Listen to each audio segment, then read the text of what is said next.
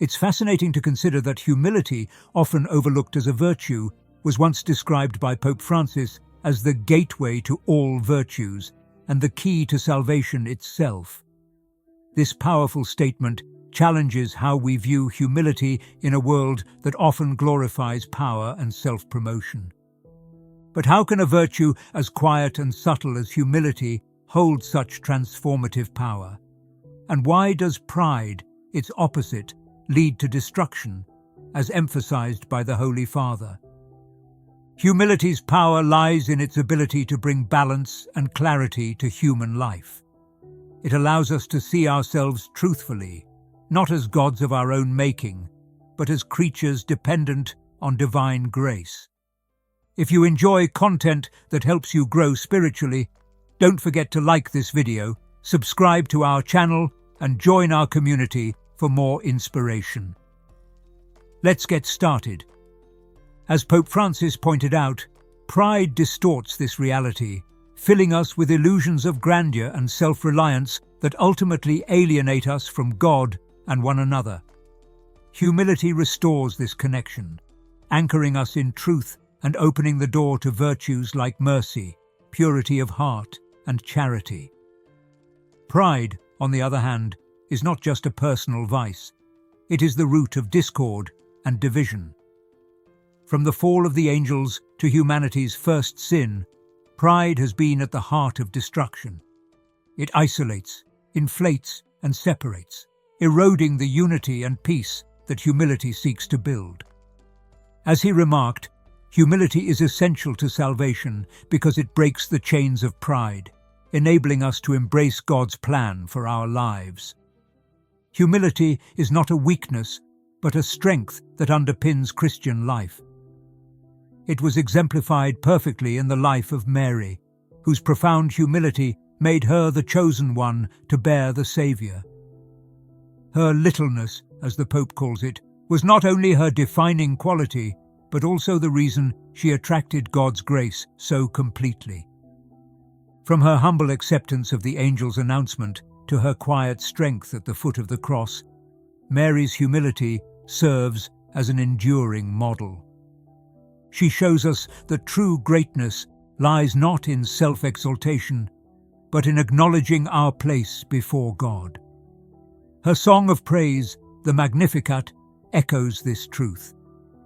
He has looked with favor on the humility of his servant. Humility begins with a simple realization: we are dust, and to dust we shall return. In that acknowledgement, the foundation for a life of virtue is laid. Under the vast, unassuming skies of Nazareth, an extraordinary story unfolds. It is here, in a town so insignificant that it prompted skepticism. Can anything good come from Nazareth?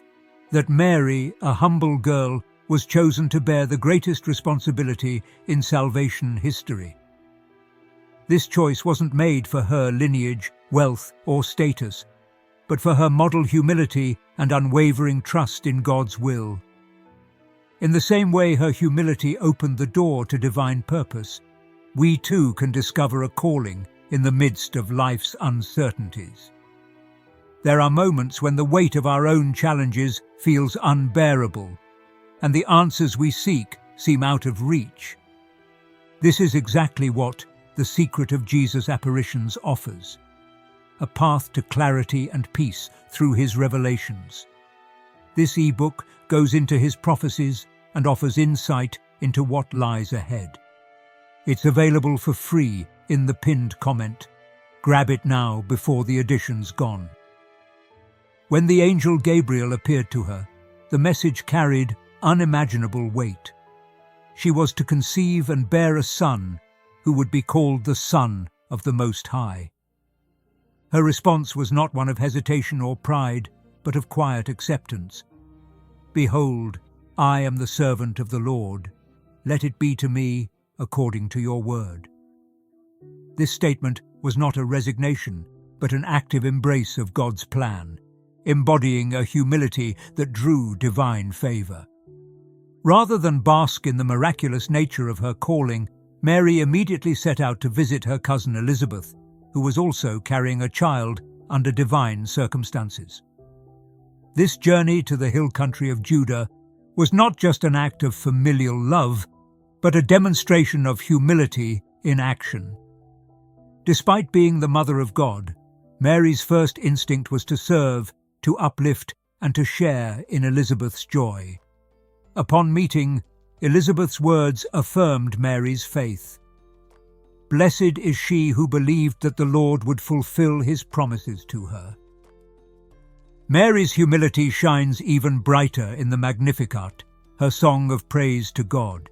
She attributes all glory to the Almighty, marveling at how he has looked upon her lowliness and done great things for her. The Magnificat is a testimony not of her greatness, but of God's greatness working through her. It is a reflection of her understanding that her role is one of service and surrender, not personal exaltation.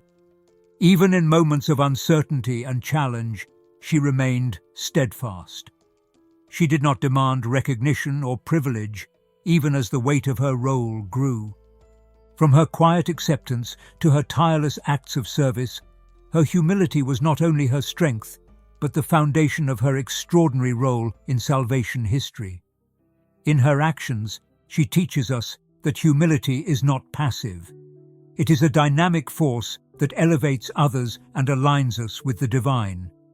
Pride is an insidious force, often disguising itself as ambition, confidence, or even self-worth. Yet its roots lie in rebellion against the truth of our dependence on God.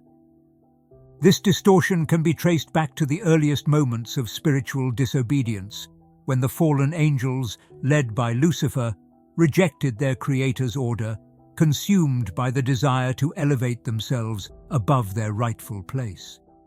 Their fall was not due to a lack of greatness, but to the refusal to acknowledge the source of that greatness.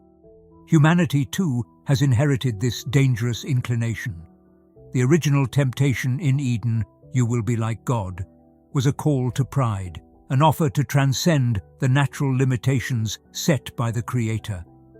This same seed of rebellion continues to manifest in countless ways today, in the pursuit of power at the expense of others, in the denial of moral and spiritual accountability, and in the glorification of self over all else. Pride isolates, creating walls between individuals, communities, and even nations.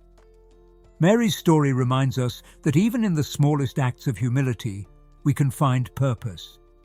For those seeking clarity and peace, don't forget, our free ebook is available for download, but copies are running out.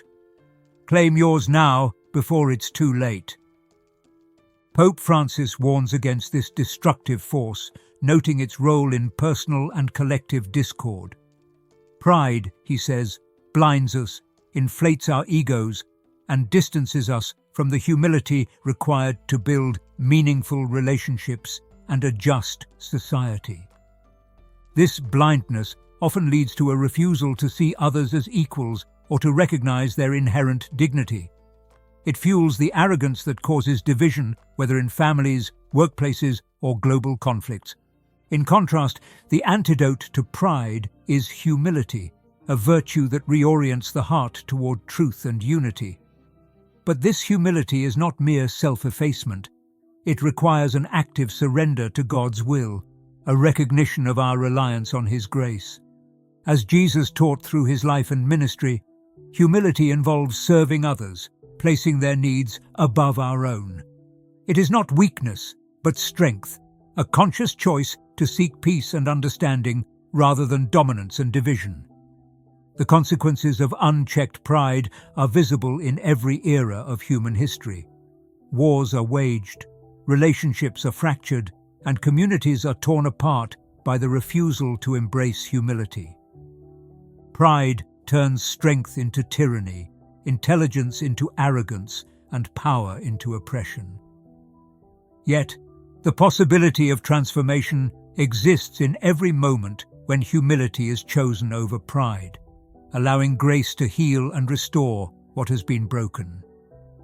The effects of pride ripple far beyond individual lives, shaping the dynamics of families, communities, and even nations. Arrogance, rooted in pride, often fuels conflicts, as opposing parties refuse to compromise or acknowledge their shared humanity. This refusal to yield creates divisions that escalate into larger disputes, fracturing bonds that once held people together. Within families, pride can manifest subtly yet destructively. A parent who cannot admit mistakes might alienate their children, while siblings consumed by rivalry may sever ties over perceived slights. These conflicts often arise not from malicious intent, but from an inability to embrace humility. A simple apology, a gesture of understanding, or an acknowledgement of shared faults could mend such rifts, yet pride frequently stands in the way, turning minor disagreements into enduring estrangements. Communities, too, suffer under the weight of pride. Local disputes over resources or power, fueled by arrogance and an unwillingness to compromise, have the potential to destabilize entire regions. Historical examples abound of leaders who prioritized their personal ambitions over the well-being of their people, plunging societies into turmoil. These divisions, left unchecked, often spiral into cycles of violence and retaliation, leaving scars that take generations to heal. On a broader scale, nations at war often find their roots in prideful ambitions or perceived superiority. The refusal to recognize the sovereignty or dignity of others has been the catalyst for countless conflicts throughout history. Even in modern times, pride continues to underpin geopolitical tensions as leaders prioritize dominance over diplomacy, leading to widespread suffering and displacement. Pope Francis has often spoken of the necessity of humility to counteract these destructive tendencies. He has emphasized that humility fosters peace by dissolving the barriers erected by pride. A humble heart listens, seeks understanding, and values unity over victory. This does not imply weakness, but a courageous willingness to prioritize reconciliation over division. As you reflect on Mary's unwavering trust in God, remember, you too can uncover meaning in life's challenges. Download your free ebook today while supplies last. It could hold the guidance you've been searching for. Humility also finds expression in small but significant acts. Leaders who admit their mistakes, communities that prioritize dialogue over conflict, or individuals who extend forgiveness instead of harboring resentment. These choices, though difficult, lay the groundwork for healing and unity. In a world often driven by self-interest and ambition, such examples of humility shine as reminders of what is possible when pride is set aside. Humility is most powerfully demonstrated in the lives of those who dedicate themselves to serving others without seeking recognition. Among these examples are those who care for the sick, tend to the vulnerable, and bring hope to the forgotten. Their actions often go unnoticed, yet they embody a strong spiritual truth. Greatness is found in service. Consider a nurse in a small, underfunded hospital who works tirelessly through the night to comfort patients. She does not seek accolades or rewards, but focuses instead on easing pain and providing dignity to those in her care. Her humility is evident in the quiet way she performs her duties, never drawing attention to her sacrifices. This attitude reflects the teachings of Christ, who said, "Whoever wants to be first must be your servant." In religious communities, novices entering consecrated life often undergo years of rigorous training, not only in theology, but in the practice of humility. Their lives are marked by obedience and service, as they set aside personal ambitions to follow a higher calling. One novice may dedicate her time to helping in a local food bank, ensuring families in need are fed. Another might assist the elderly in their community, offering companionship and care.